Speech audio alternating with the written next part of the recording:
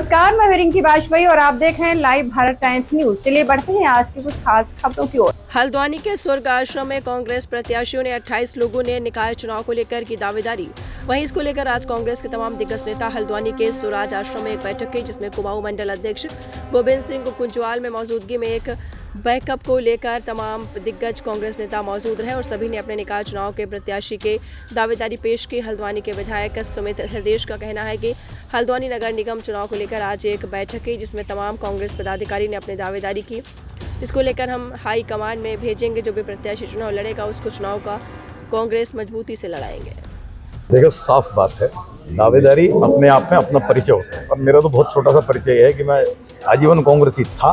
बहुत झंझावाताएं नहीं, कई मामलों में जो हम टिकट भी नहीं पा पाए, लेकिन उसके बाद भी इस कांग्रेस के अंदर रहे हैं और हमेशा आजीवन रहे हैं। मेरा कांग्रेस हमारी जान है, हमारा परिवार है। और इसकी जो नीतियां हैं वो देश के समर्थन, देश की विकास की नीतियां हैं। मैंने अपने आप को दावेदारी प्रस्तुत किया है। 32 साल की मेरी राजनीति हो गई है और पहले भी किया था 2 बार, कतिपय कारणों से नहीं मिल पाया।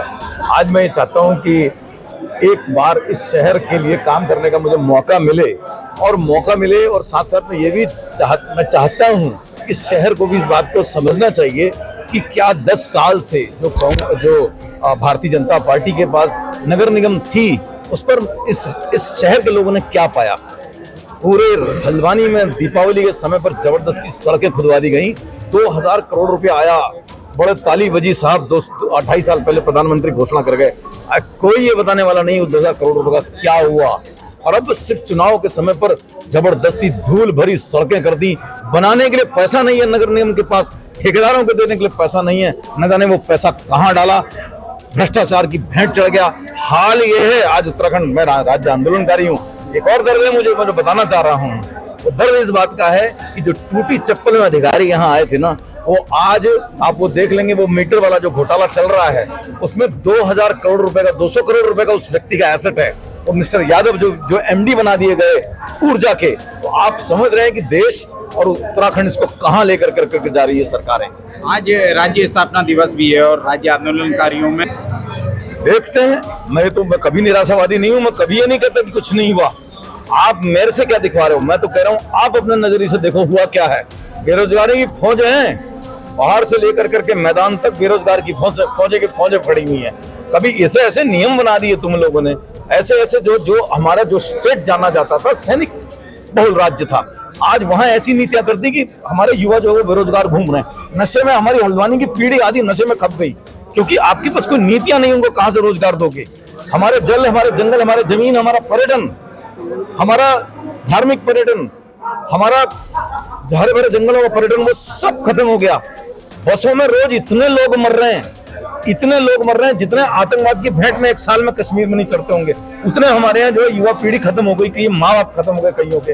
ये हाल है, तो आप इस राज्य को कहाँ लेकर करके जा रहे हो? आप खुद करो। कोई बता दे मुझे 200 करोड़ रुपए का कैसे आया उसे एक व्यक्ति के बाद जो कभी एसडीओ था और आज एमडी, नगर निगम का एमडी बना है। सीधी बात है, अडानी के मीटर लगाने का उसको ठेका दिया गया। ये है इस राज्य की हालत।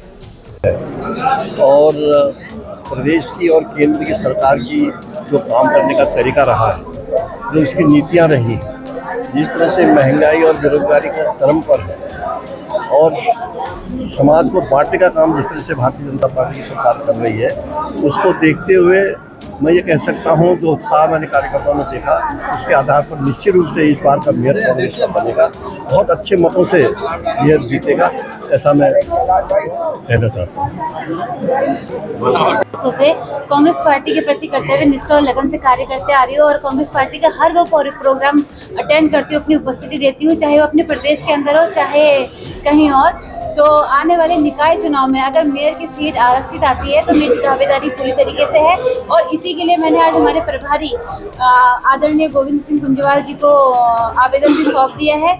और बाकी बात करें तो हमारे कांग्रेस पार्टी के वरिष्ठ नेताओं का और हमारे आदरणीय विधायक सुमित हृदयेश जी का जो निर्णय होगा वो मेरे लिए सर्वोपरि मान्य होगा और जिसको भी पार्टी टिकट देती है मैं उसके साथ तन मन धन से। सेहतमंद एक मैं कह सकता हूँ प्रक्रिया है जिसमें 28 लोगों ने अपनी दावेदारी करी। कांग्रेस में लोकतांत्रिक व्यवस्थाएं बहाल है पूरी तरीके से और जो सारे दावेदार हैं मजबूत हैं, अपने क्षेत्रों में भी मजबूत है, कांग्रेस के लिए भी कई वर्षों से कार्य करा है, उनको हमने एक ही आश्वासन दिया है, पुंजवाल जी ने भी और मैंने भी, कि बिल्कुल निष्पक्षता के साथ जो सबसे मजबूत उम्मीदवार होगा उसे हम उसकी रिकमेंडेशन आला कमान को भेजेंगे। अब हाई कमान का निर्णय जो होगा वो सर्वोपरि होगा, और सब लोग से हमने ये भी आवेदन करा है, टिकट एक को ही मिलेगा। दावेदार 28 हैं, टिकट एक को ही मिलेगा, तो जिसको भी टिकट मिलेगा सबने ये भी वायदा करना है, ये भी प्रण लिया है कि हम उसको साथ मिलकर संयुक्त तौर से लड़ेंगे। तो ये आज का विषय है, और मैं सब जितने भी लोगों ने अपनी दावेदारी दी है उनको बधाई देता हूँ। क्या पैरामीटर्स तो यही होता है ना कि पब्लिक में कितना इफेक्ट है, पब्लिक में कितनी रीच है, जनता क्या चाह रही है, जनता किसको चाह रही है, ये सबसे बड़ा जो है सर्वे निष्पक्षता के साथ हम लोग करेंगे। कार्यकर्ता उससे भी बात करके बात निकलेगी, कार्यकर्ता क्या कहते हैं, कार्यकर्ता किसके साथ है, कार्यकर्ता किसको चाहते हैं, बहुत बड़ी बात।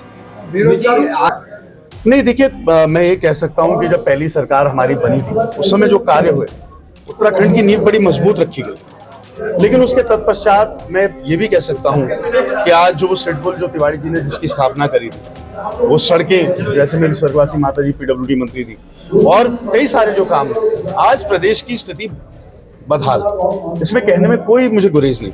निजीकरण, निजी हाथों में सारी व्यवस्थाएं दे दी आपने रोजगार को निजी हाथों में दे दिया आउटसोर्सिंग के माध्यम से, सरकारी पद रिक्त है।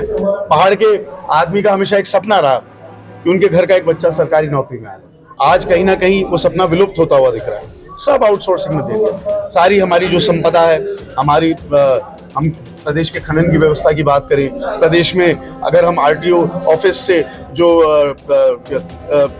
व्यवस्थाएं चलती थी, उनकी इन सब चीजों को निजी हाथों में देकर, हमारी संपदा को निजी हाथों में देकर जो आज की प्रदेश की सरकार है, कहीं ना कहीं उसने प्रदेश की जनता को मायूस करा है। दूसरा मैं ये कह सकता हूं कि जो हमारा देश और हमारा प्रदेश है, गंगा जमुनी तहजीब का एक प्रतीक, और कहीं ना कहीं इस पे लगातार घात लगाने का प्रयास हो रहा है, जो कि हमें हर दिन अखबारों के माध्यम से और आपके माध्यम से टीवी लगाई है वहां पे उनके दफ्तर में।